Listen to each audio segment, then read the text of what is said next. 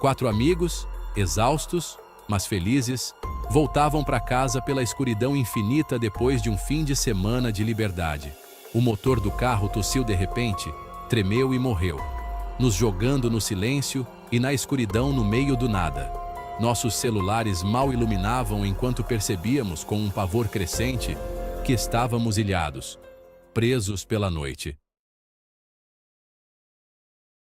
O pânico começou quando não conseguimos sinal nem ligar o carro. O frio apertava, a estrada estava deserta. Esperar ajuda parecia inútil. Então Daniel avistou uma luz amarela fraca do outro lado de um campo distante. Uma casa, talvez uma roça. Sem outra escolha, largamos o carro, pulamos uma cerca de arame farpado e tropeçamos pelo campo acidentado, atraídos por aquele único farol piscando. Cada passo para longe da estrada nos enchia de um medo novo e mais profundo. Seguimos em frente, desesperados por ajuda, sem saber o que nos esperava no fim da nossa caminhada. A casa da fazenda se erguia, sombria e caindo aos pedaços. Sua única luz mal furava a penumbra. Hesitamos, mas o frio nos empurrou para a varanda que rangia. Uma mulher velha e magra atendeu, com olhos fundos, a voz monótona enquanto nos deixava entrar. Lá dentro, o ar era denso com cheiro de podre e um estranho odor metálico. Seu filho enorme e silencioso estava sentado à mesa, nos ignorando. Nos ofereceram abrigo, mas a casa parecia mais uma armadilha do que um refúgio. A sensação de desconforto só aumentou quando entramos. Sentamos em uma mesa bamba, copos intocados de água turva à nossa frente. O silêncio quebrado apenas por um relógio tic-taqueando. A velha e seu filho mal falavam. A indiferença deles era de gelar o sangue. Me desculpei para procurar o banheiro, andando por um corredor escuro ladeado por portas fechadas. Atrás de uma, ouvi sussurros urgentes, mais famintos que o normal. Os novatos parecem saudáveis. Um pavor me invadiu. Será que estavam falando de nós? Um baque molhado e rítmico ecoou do fim do corredor. Esqueci meu medo de ser mal educado. Eu precisava saber o que estava fazendo aquele som. A criatura estava curvada, devorando um pedaço de carne humana, ainda com restos de roupa rasgada grudados. O som era grotesco, mastigando e rasgando, ecoando nas paredes frias do porão. Cada movimento da criatura parecia faminto, desesperado, como se não comesse há dias. O ambiente era sufocante, o ar pesado, e a única luz vinha de uma lâmpada fraca, lançando sombras distorcidas nas paredes.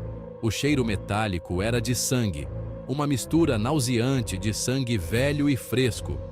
O chão estava manchado, marcas escuras e pegadas ensanguentadas cruzando o concreto antigo. O odor era tão forte que parecia grudar na pele, tornando impossível respirar fundo sem sentir o gosto do horror. A família, reunida em silêncio, observava tudo. Eles alimentavam aquela coisa com pessoas, entregando vítimas como se fosse um ritual antigo. Ninguém parecia sentir remorso. Seus olhos estavam vazios, acostumados à monstruosidade que escondiam. De repente, a criatura parou, congelando no lugar. Lentamente, virou seus olhos negros e sem alma diretamente para mim. Era como se enxergasse minha alma, como se soubesse que eu não deveria estar ali. O tempo pareceu parar, e o medo me paralisou por um instante. Ela guinchou, um som agudo e inumano que fez meus ossos chacoalharem. O grito ecoou pelo porão, misturando-se ao meu próprio pânico. Tropecei para trás, sentindo o coração disparar, o pânico me dominando completamente enquanto tentava encontrar uma saída. Lá em cima, gritos irromperam de repente. A família percebeu que eu havia descoberto o segredo deles. Vozes histéricas ecoaram pela casa, passos apressados soando no assoalho antigo. O caos se espalhava, e eu sabia que precisava agir rápido. Subi as escadas às pressas, quase tropeçando a cada degrau.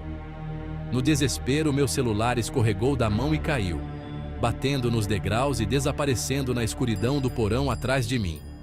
O medo era tão intenso que mal percebi a perda. Só queria escapar daquele pesadelo. O horror estava solto, e eu tinha que correr. Saí da casa tropeçando, correndo pela estrada rural escura, sentindo o peso do segredo que agora carregava. Atrás de mim, os gritos e ruídos da família e da criatura ecoavam na noite, me lembrando que o mal ainda estava à solta, e que eu talvez nunca estivesse realmente seguro. Eu invadi a cozinha, gritando para meus amigos correrem enquanto o filho vinha atrás de mim. O caos explodiu. Léo e eu disparamos para a frente, Maia e Daniel para trás.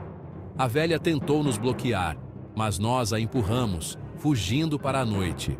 Atrás de nós, Maia gritou: "Pega pelo filho!", arrastada de volta para a casa.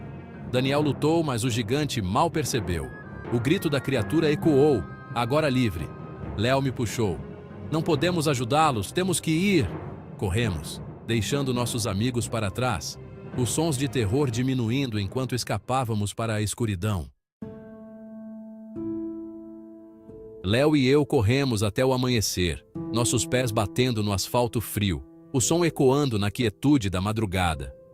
O ar estava gelado, mas nossos corpos estavam quentes de adrenalina e medo. Desabamos a quilômetros de casa, cada passo nos afastando do horror que deixamos para trás. O sol nascente pintava o céu com tons de laranja e rosa, mas para nós, era apenas um lembrete cruel de que o tempo não parava.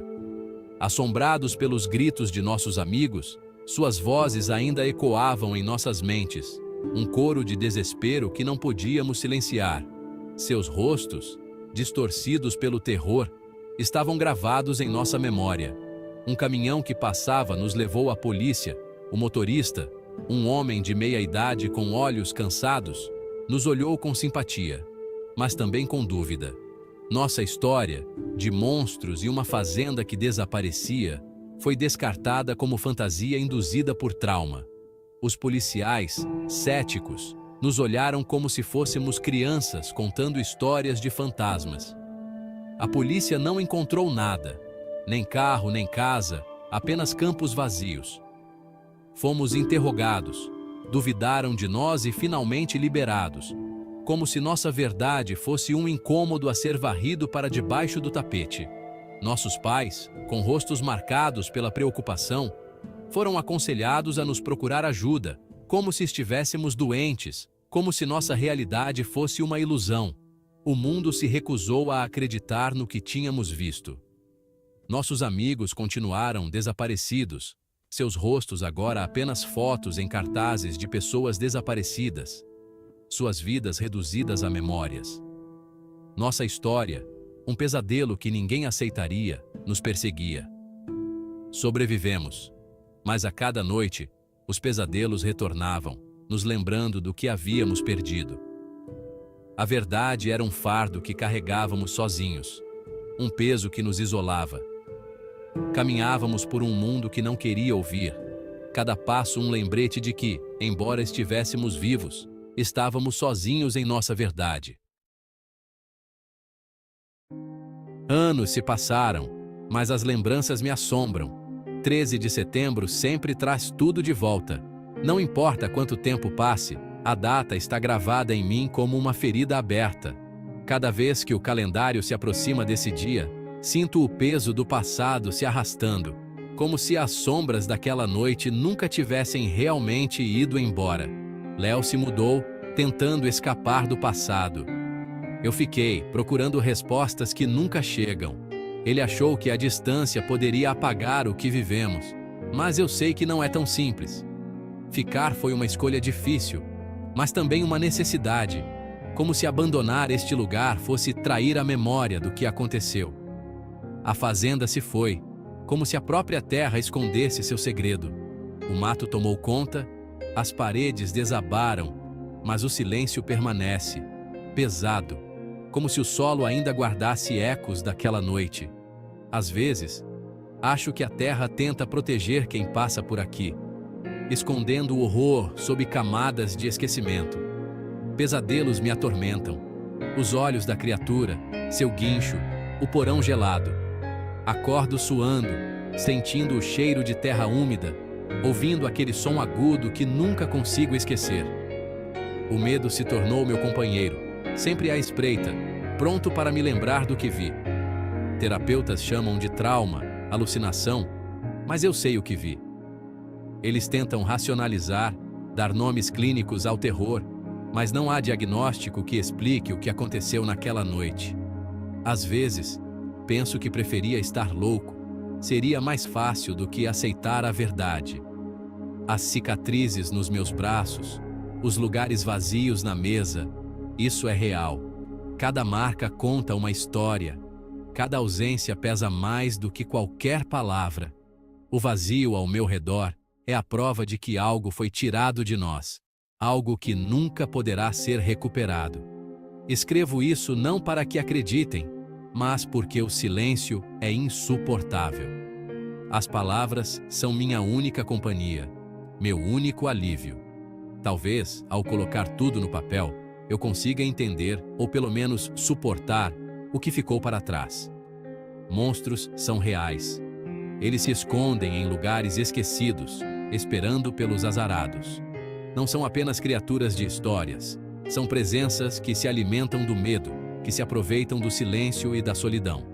Eles existem nas frestas, nos cantos escuros, onde ninguém ousa olhar. O preço da sobrevivência é uma vida inteira de medo, assombrado para sempre pela noite em que os monstros venceram. Sobreviver não é o mesmo que viver. É carregar o peso de tudo o que foi perdido, de tudo o que não pode ser explicado. Cada passo é dado com cautela, cada noite é uma batalha contra as memórias. E eu nunca vou esquecer. Não importa o quanto tente, a noite, os olhos, o grito, tudo volta, sempre. E enquanto eu lembrar, os monstros nunca terão vencido completamente.